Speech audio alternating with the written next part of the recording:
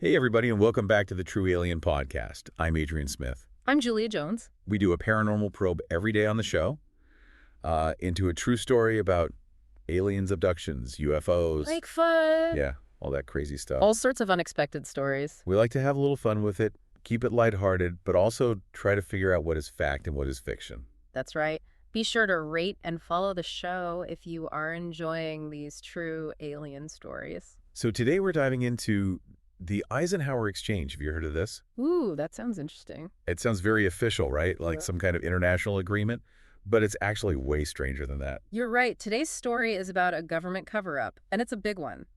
It all starts with this archivist named Dwight Finch. He's working in this special section of the National Archives. What's it called? It's called the Eisenhower Room. Okay. So Finch, he's a meticulous guy, loves his job, enjoys the routine of working with old documents. But that all changes when he starts going through these records from a 1954 presidential summit. A summit in 1954. Yeah, in New Mexico. New Mexico, okay. Yeah. And he starts noticing some strange things in these files, like Eisenhower's schedule has been altered. There's this top secret photograph with this really strange figure in it, and it looks a lot like an alien. Wow. There are even some coded messages that he just can't figure out. Coded messages. This is getting interesting. Yeah, it is. And then Finch hears about this creepy audio recording that was picked up by a ham radio operator in Texas. Okay. Finch's boss, this guy named Jerry Maxwell, he seems to know what's going on, but he won't talk about it. That's suspicious. Right, it is. And he even warns Finch to let it go. Ooh, that is very suspicious. Very suspicious. What kind of truth could be so dangerous that the government would want to keep it hidden? Exactly. And meanwhile, on the other side of the world, there's this brilliant but disgraced astrophysicist named Dr. Karen Smith. Oh, Dr. Karen Smith. What's her story?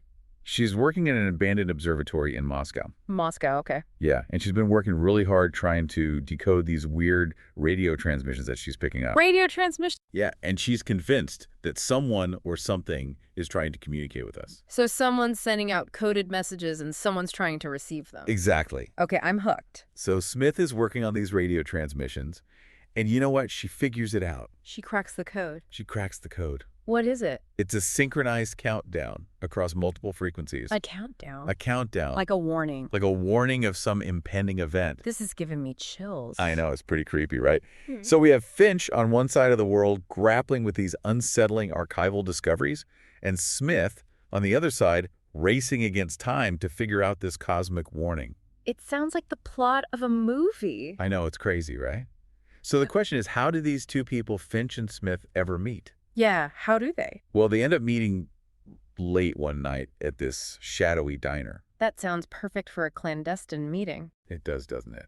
And at that meeting, Smith tells Finch that she believes the events he uncovered, the altered schedule, the photograph, the coded messages, it was all caused by extraterrestrials called the Greys. Oh, the Greys. That must be who was in that photograph with President Eisenhower. You got it.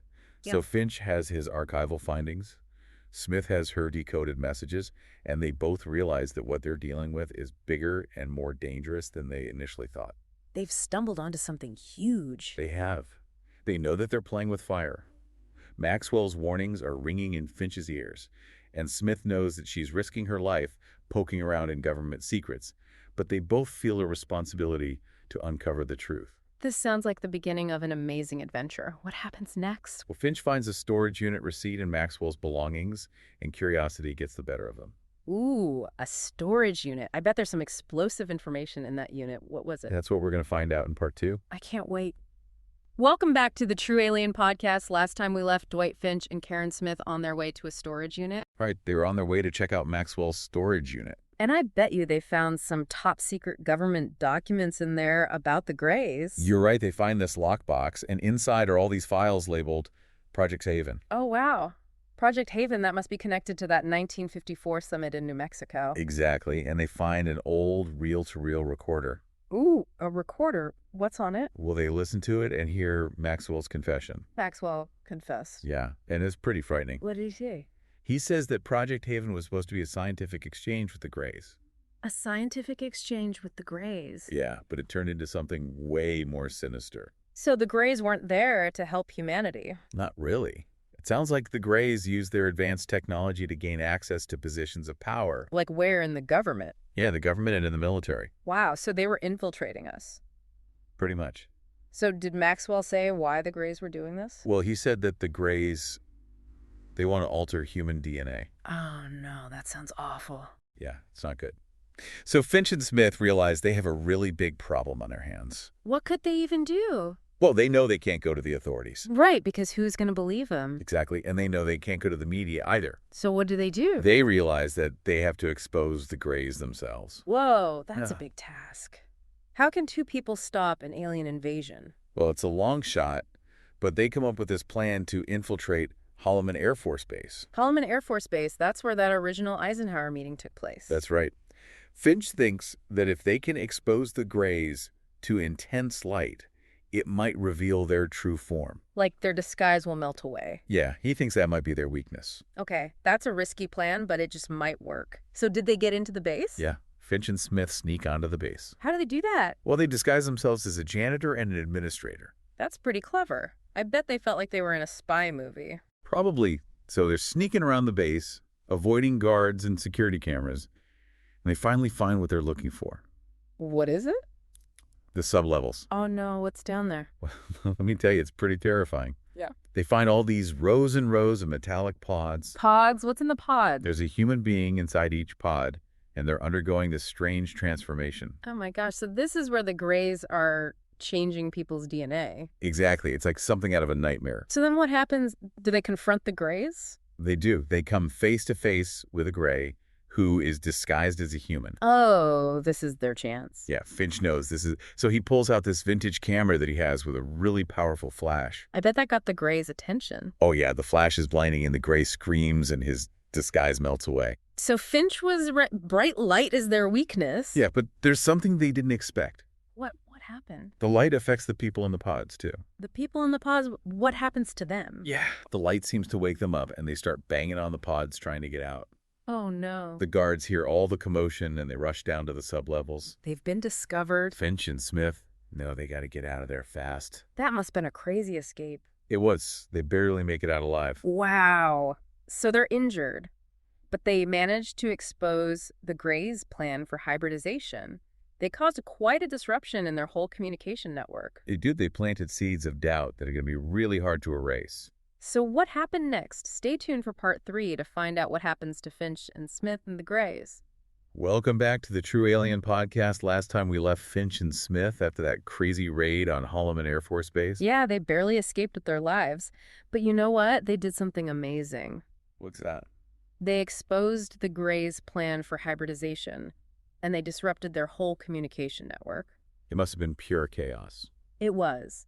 The Greys had been in control for so long, operating in the shadows, pulling the strings. And then suddenly, two people come along with nothing but their wits and a vintage camera and expose everything. The Greys must have been furious. They were not happy. But Finch and Smith did something extraordinary. They planted this seed of doubt, A seed of doubt, what do you mean? Well, not just among the people who had been experimented on, but also among those who had been working for the Greys without even knowing it.